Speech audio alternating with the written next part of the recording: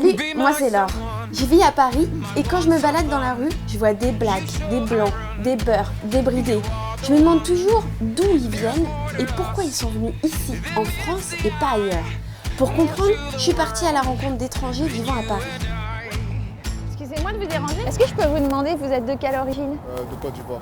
Côte d'Ivoire, et ça fait combien de temps que vous êtes à Paris? Ça fait 15 ans. 15 ans. Ouais. À travers leurs histoires, j'aimerais savoir ce que représente la France pour eux.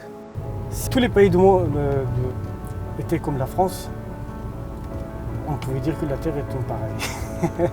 Est-ce qu'il y a quelque chose qui vous manque, qu'il y a là-bas et pas ici en France? Ah, bien sûr, mes racines sont là.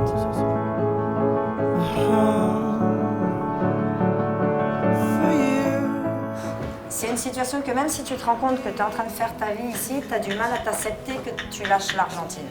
Donc il y a un moment, le problème et la maladie de l'immigré, c'est qu'il s'empêche de créer des choses.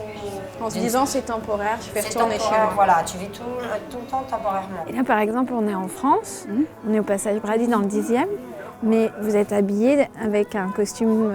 Indien. Ah, Mais j'ai mes sœurs qui sont nées ici, et elles ont 30 ans, 35 ans, s'habillent encore en jean, mais moi j'arrive pas à me changer, je suis plus à l'aise. À mon tour de m'intégrer dans leur quotidien.